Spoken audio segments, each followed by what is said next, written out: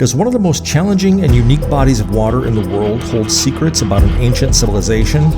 If it does, who lived here and what happened to them? Could the Black Sea be the site of Noah's Great Flood?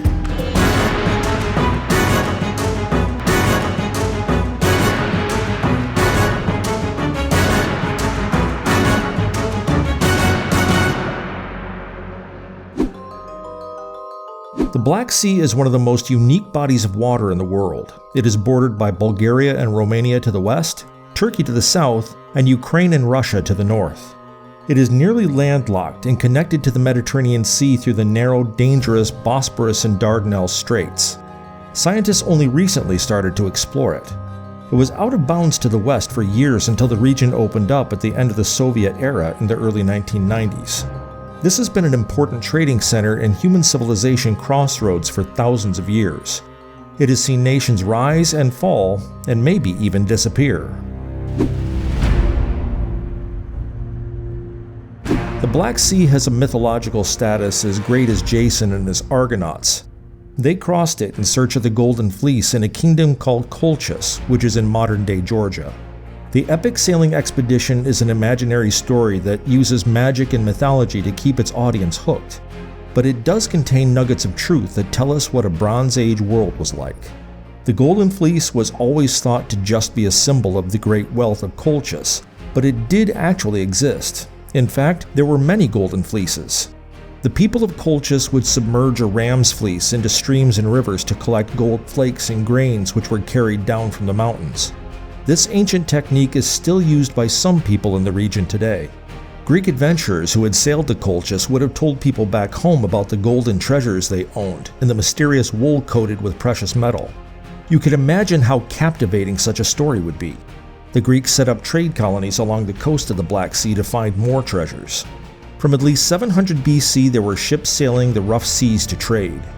For marine archaeologists, this meant there must be shipwrecks to explore, which would let us know more about the lives of those long gone. What makes the Black Sea truly unique is that at its surface, it's only half as salty as the ocean. The top 50 meters are home to dolphins, fish, mollusks, all sorts of marine life. Below that level is much denser, saltier water. From a depth of 200 meters all the way to the bottom, the water is almost completely oxygen-free or anoxic. The layers don't mix, so the bottom stays without oxygen. The Black Sea is the largest anoxic body of water in the world. Most creatures that feed off organic material can't survive in an oxygen-free environment. This means that ancient shipwrecks would be intact. Shipwrecks and so much more. In 2000, marine explorer Robert Ballard, who discovered the Titanic and the German battleship Bismarck, went looking for shipwrecks in the Black Sea for that very reason. Some historians had said that ancient mariners would have stayed close to the shoreline to avoid the difficult currents and winds in the middle of the sea. But others reckoned the sailors would have no worries about traveling the shortest route to a destination, which would have been in a straight line. They were businessmen after all, and the shortest route would have been the cheapest.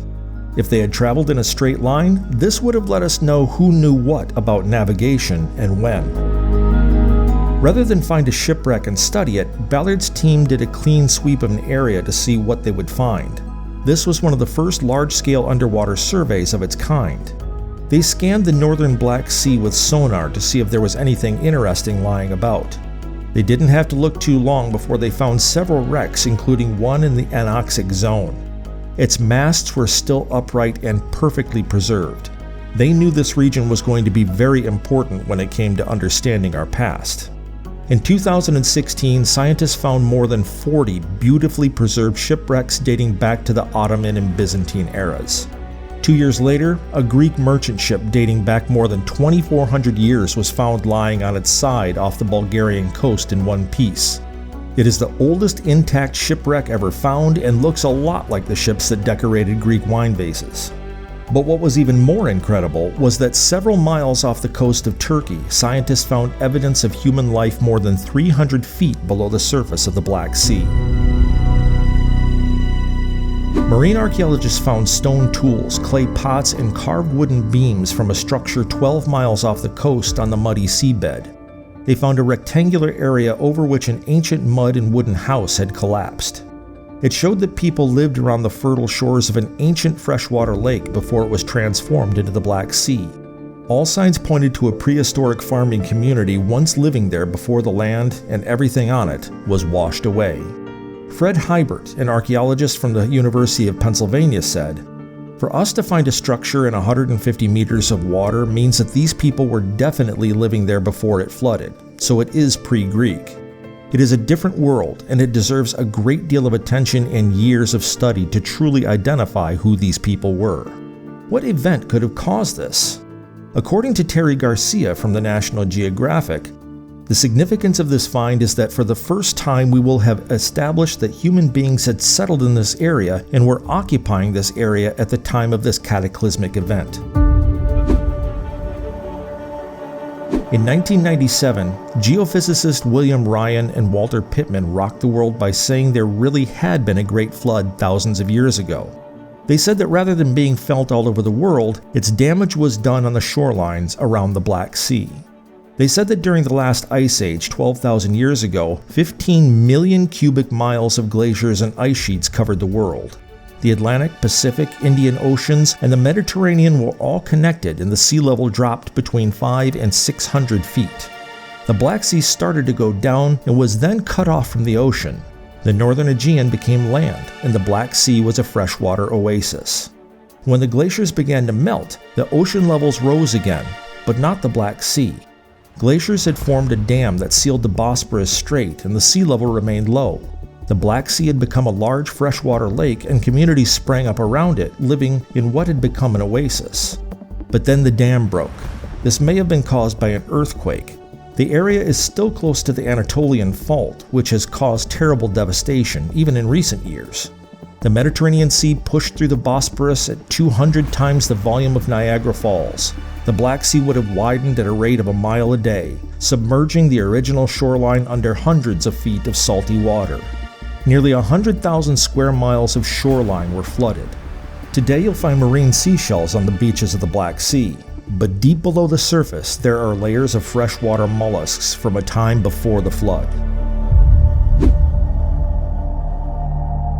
There are many stories about an ancient great flood in this part of the world. The Babylonian epic of Gilgamesh is the first time it's mentioned. The Romans and Greeks had the legend of Deucalion and Pyrrha, who floated away in a huge box with their animals and children. Then of course there's the story of Noah in the Bible's book of Genesis. God decided to save Noah and his family from a watery death because he was pleased with them. He sent a flood to kill off the rest of the world as he thought they were all wicked. Noah built an ark for his family to escape with 2 of every species on earth. When the flood was over, the ark came to rest on the top of Mount Ararat in Turkey. We don't know whether this sunken civilization are those people written about in the Bible. What we definitely do know, though, is that there was a major flood and there were people living there whose lives vanished when it happened. The evidence of the lives they lived is on the seabed of the Black Sea, several miles from land. Do you think this was the site of Noah's flood? Did Noah's flood happen? Leave your comments below. Don't forget to click like and subscribe to see our latest videos.